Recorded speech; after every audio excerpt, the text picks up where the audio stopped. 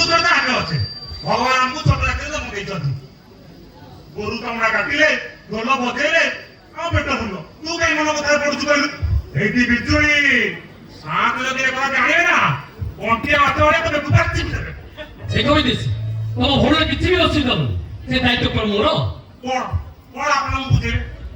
ନାଇଁ ନାଇଁ କଣ ଆପଣଙ୍କୁ ବୁଝେଇବେ ଏ କଥାଟା ଜଣା ପଡିଲା ପରେ ଆପଣଙ୍କ ବାପା ହୁଅନ୍ତୁ କି ଦେଇ ମାଙ୍କ ମା ହୁଅନ୍ତୁ ସେ କଣ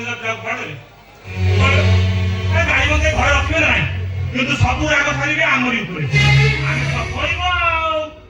ଏଇ ମୁଁ ତମକୁ ଅନୁରୋଧ କରୁଛି ତମେ ବାହା ହୁଅ କି ନ ହୁଅ କିନ୍ତୁ ଏ ଚଣ୍ଡୀକି ଆମର ଆଉ ମଝିରେ ପୁରାଉନି ସାତେ ଯେମିତିଆ ଲୋକ ବାପରେ ବାପ ଯଦି କଥାରୁ ଜଣା ପଡିବ ନା ସବୁ ବିଭ୍ରାଟ ହେଇଯିବ ଆଚ୍ଛା ଦେଇ ତମେ କହୁଛ ମା ସାଙ୍ଗରେ ରାଜି ହେବେ ବାବୁ ତମେ ବି କହୁଛ ସାଙ୍ଗରେ ରାଜି ହେବେ ତମେ ଜଣ ବାହାଘର ମତେ କାହିଁ କଥାଟା ସମ୍ଭବ ଲାଗୁନି ଆରେ କଥାଟା ସମ୍ଭବ ଯଦି ତ ମାନ ସମ୍ଭବ ଟିକେ ସାହାଯ୍ୟ କର ଆରେ ମତେ କଣ କହିବ କବ କୁହ କଣ କରିବ ତମ ବାପାଙ୍କୁ ମୁଁ ଦେଖା କରିବି ତମେ ବାପାଙ୍କୁ ଦେଖା କରିବ ହଁ ଆମ ବାହାଘର ପ୍ରସ୍ତାବ ଦେବି ତମେ ପ୍ରସ୍ତାବ ନେଇକି ଯିବ ଆରେ କାମଟା ଯେତେବେଳେ ତମେ କରିପାରିବନି ବାଧ୍ୟ ହୋଇ ମତେ ହିଁ କରିବାକୁ ପଡିବ ହଁ ଶୁଣ ତମେ ମୋ ପାଖେ ପାଖେ ରହିବ ମୁଁ ଯାହା ଯାହା କହିବି ସବୁ କଥା ତମେ ହଁ ମାନିବ ହଁ ସେତକ କରିପାରିବି ହଁ ଦେଇ ଯଦି ସାଧୁ କହିବେ ସାଧୁ ନିଶ୍ଚୟ ରାଜି ହେଇଯିବେ ହଁ ଏ ବିଜୁଳି ଆମ ଦି ଜଣ ବାହାଘର ହେଇଯାଏ ତମେ ଭାଇ ଭଉଣୀ ଚାହା ମାଗିବ ମୁଁ ଦେବି ଆମର ଟଙ୍କା ପଇସା ସୁନା ରୂପା କିଛି ଦରକାର ନାହିଁ ନାଇଁ ନାଇଁ ସେମିତି କହିଲେ ହବ ଆରେ ତମକୁ କିଛି ମାଗିବାକୁ ପଡିବ ନା ଆରେ ମାଗ ଆମେ ଯାହା ମାଗିବୁ ଆପଣ ଦେବେ ହଁ ଦେବି ଆପଣଙ୍କ ବାପା ସାଥେ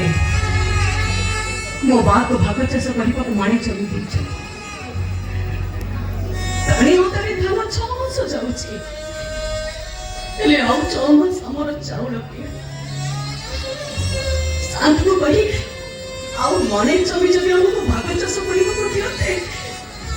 ଆମର ଆଉ ବରଷକୁର ଚାଉଳ ଚିନ୍ତା ରହନ୍ତାନି ବାବୁ ହଁ ଠିକ ଅଛି ମାନେ ନ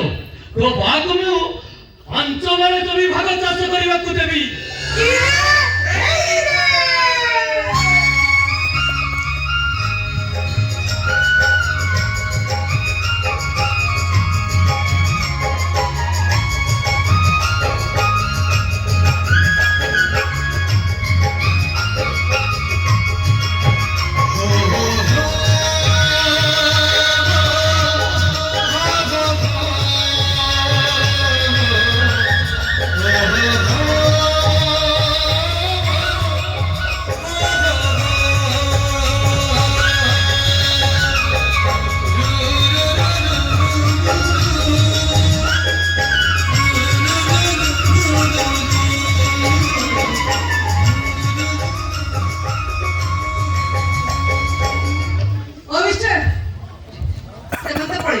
ଏବେ ମତେ କହ ମତେ କାଇଁ ଏଠି ଡାକ ଏ ଦୁନିଆରେ ଯେତେ ସବୁ ପ୍ରେମିକ ଅଛନ୍ତି ହଁ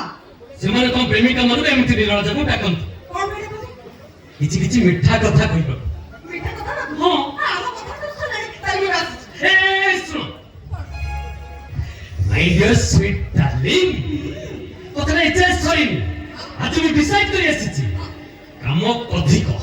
କାମ ହଁ ମୁଁ ଘରେ ସବୁ କାମ ସାରି ଆସିଛି